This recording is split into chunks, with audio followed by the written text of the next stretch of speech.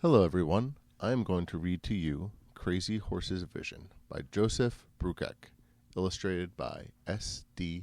Nelson. Crazy Horse, they say, was always different. Many children cry when they are born, but not Crazy Horse. He studied the world with serious eyes. "Look at our son," his mother said. "How brave he is." "See how curly his hair is," said his father, Tashunka Witgo. "We will call him Curly," said his mother. Seasons passed. The boy named Curly grew strong and wiry, but would never be tall. Though small, Curly was a leader. When others spoke, he was quiet. When others hesitated, he acted. "Follow me," he would say, and the other boys would follow. A Lakota boy could go wherever he wanted, and Curly wanted to go everywhere. He led his friends to swim in the river and ride far over the plains. They followed him up to the highest cliffs where eagles nested. "Be brave," he told them. "If we're brave, we can help our people."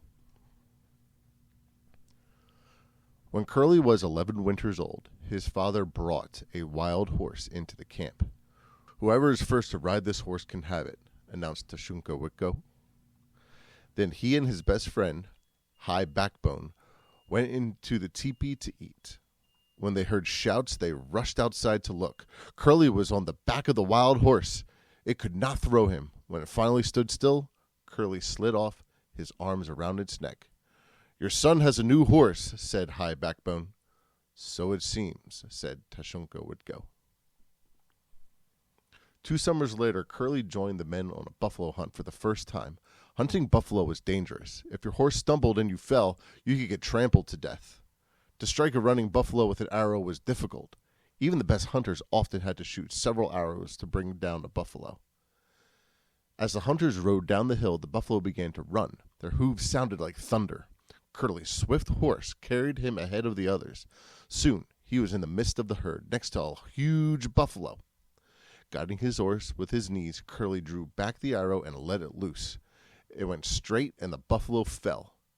When the others caught up to him, Curly was standing by his first buffalo. "I give this buffalo to all those in our camp who have no one to hunt for them," he said. Although Curly's life as a boy was good, things were about to change. Wasatch settlers began to pass through Lakota land. The army built a fort. They said it would keep peace between the Lakotas and the whites. One day, a white man's cow strayed into the Lakota camp. It trampled through a teepee and knocked over cooking pots. A warrior stepped forward and killed the cow with an arrow. The settler who owned the cow demanded that the army punish the Lakota. Chief Conquering Bear tried to avoid trouble. He offered a mule and 5 horses for the cow.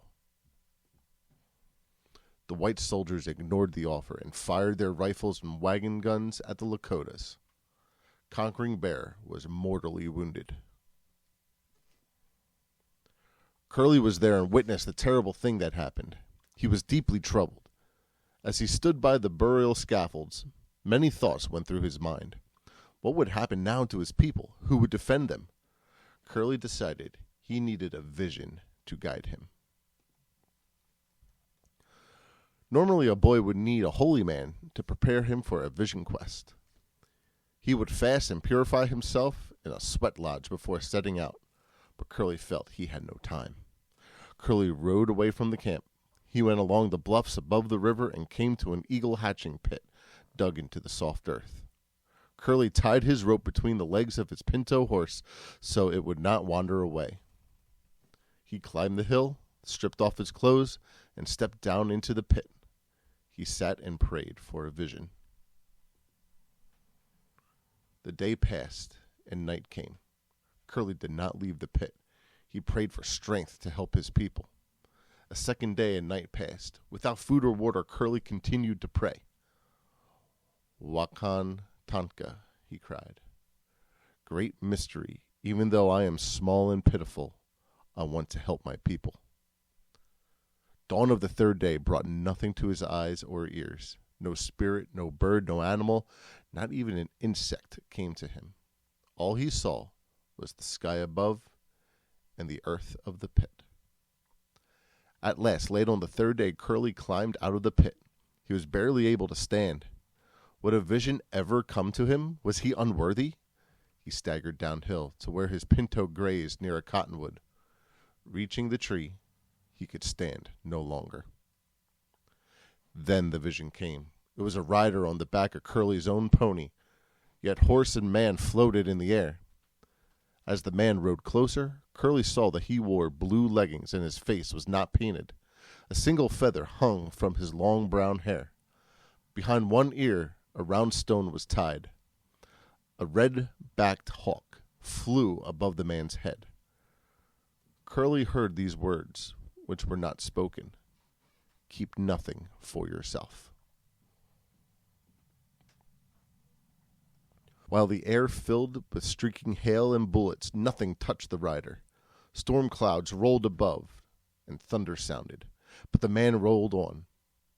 On the man's cheek was a lightning bolt. Spots of hail were marked onto his chest. Suddenly, many Lakotas were all around the rider. Some seemed to be holding him up, while others seemed to be pulling him from his horse. Curly felt hands on his shoulders, shaking him.